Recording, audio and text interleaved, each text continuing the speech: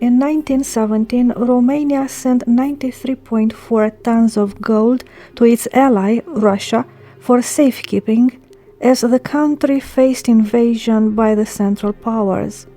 That treasure was never returned and remains in Russia to this day.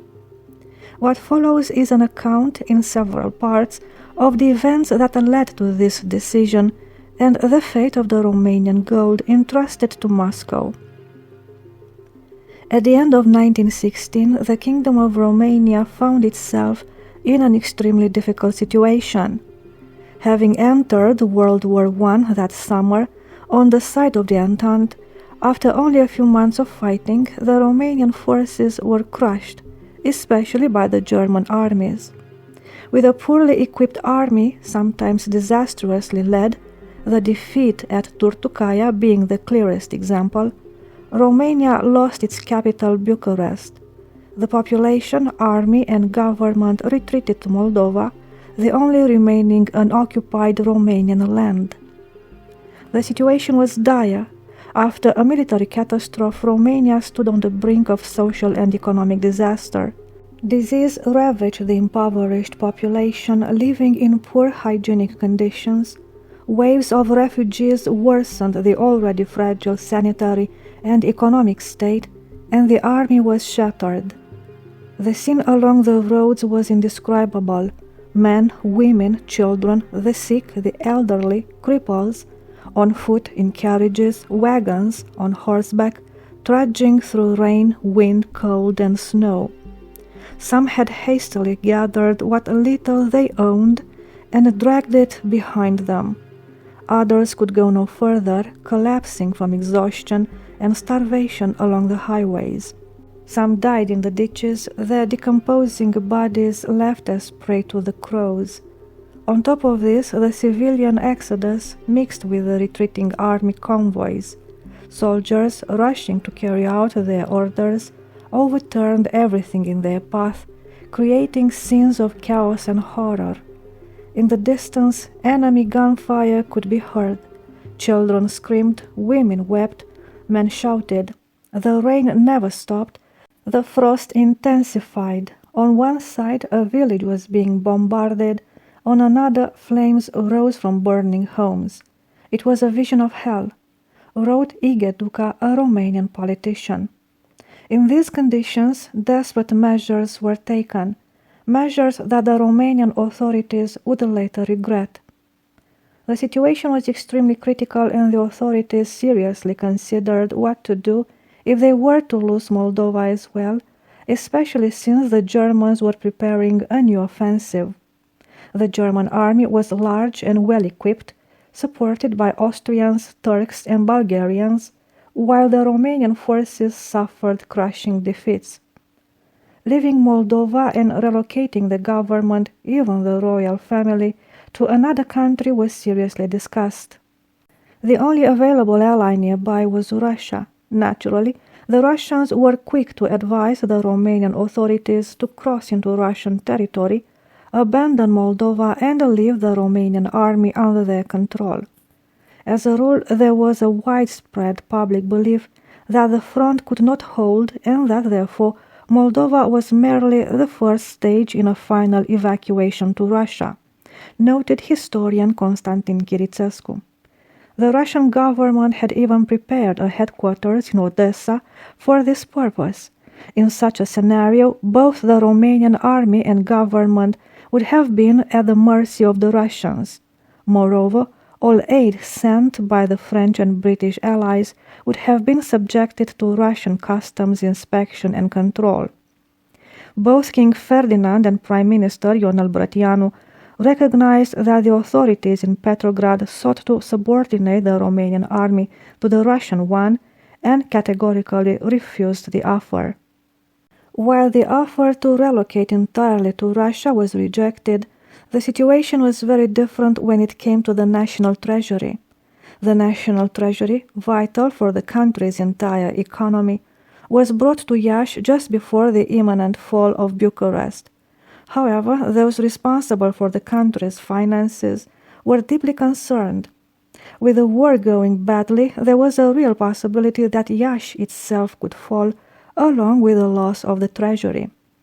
The bank's metallic reserves, which guarantee the entire circulation of banknotes, must be guarded with the utmost care, and it cannot be said with absolute certainty that the bank's metallic reserves are fully secure in Iași. It may be necessary to take additional precautions from our national bank, securing the metallic reserves in a foreign country, warned Emil Costinescu, Romania's Minister of Finance, at the end of 1916. In fact, there was already the example of France, which had proactively transferred its treasury to the United States.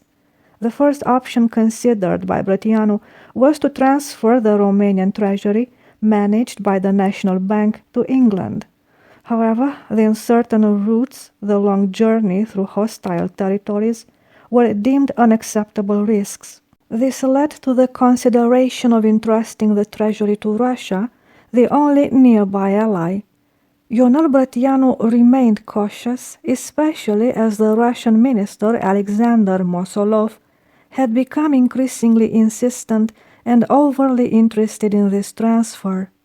The situation was urgent, and eventually the Romanian authorities gave in to Russian pressure. Victor Antonescu and Minister Alexander Mosolov signed the handover protocol, which included strict clauses, among them Russia's obligation to preserve the integrity of the treasury. The protocol was drawn up in 3 copies. The treasury was to be sent to Russia, accompanied by 3 representatives from the National Bank of Romania. The Russians saw the Romanian treasury not only as a guarantee of maintaining the alliance with Tsarist Russia, but also as a way to ensure things would be done their way. I went to Brătianu to discuss this issue with him. While he did not oppose my proposal outright, he still considered the transfer of the gold to be premature and asked that we wait not to act in too much haste. I then explained to him that this matter could no longer be delayed, as the imperial headquarters was beginning to believe that a grave mistake had been made when the decision was taken to extend our front line into Romania. Those who now lamented Romania's unlucky entry into the war feared new complications that might arise. The shipment of Romanian gold to Russia was intended to further strengthen the alliance between our 2 countries, and it would greatly facilitate the arrival of Russian reinforcements, explained Minister Mosolov. On December 12, 1916, the Council of Ministers authorized the transfer of the national treasury to Russia. General Alexander Mosolov, the Russian minister in Iași, who was temporarily replacing Mr. Poclevsky-Koziel, called back to the country for an extended leave, communicated in a note dated December 11, 1916, to the Romanian Minister of Finance that he was telegraphically authorized to sign the protocol concerning the loading of the National Bank's treasury onto a special train. He added that the Russian government guaranteed its integrity both during transit and for the entire time it would remain in Moscow, writes Mihail Romashcanu in his 1934 work The Romanian Treasury in Moscow. The treasury was to be sent into shipments by train convoys destined for the Kremlin. The first transport left Iași station in December 1916. The wagons carried over 300 million lei worth of gold in coins and bars, along with Queen Maria's jewelry, valued at more than 7 million lei in gold. The total value of the actual gold treasury, made up of various coins and bars, amounted to over 314 million lei in gold. Besides the National Bank's treasury, in December 1916, 2 more cases containing the jewelry of Her Majesty Queen Mary, valued at 7 million lei in gold, were loaded into a wagon. The second shipment took place on July 18, 1917. It consisted of 24 additional wagons filled with valuables belonging to the National Bank, heritage goods, and items from other public institutions. The official value was over 1 billion lei in gold from the National Bank, plus another 7.5 billion lei in gold from the other institutions. The wagons also contained valuable works of art, as well as the treasures from Pietroasele, Turnumagurele, the silver rhythm from Poroina, medieval religious objects in gold and silver, old jewelry, paintings by Nicolae Grigorescu, and many other items. The entire treasury was stored in the Kremlin, partly in the Hall of Arms and partly in various vaults. The Romanian treasury amounted to the equivalent of 93 tons of gold, of which approximately 91 tons were pure gold. With the Bolshevik Revolution in the autumn of 1917, Russia became a communist country and withdrew from World War I, condemning it as an imperialist war. Following Romania's union with Bessarabia, Lev Trotsky, the Commissar for Foreign Affairs, announced the severing of diplomatic relations with Romania. On this occasion, Romania's treasury was confiscated as well. There were two significant partial restitutions in the 1930s and 1950s, but the bulk of the treasury still remains in Moscow.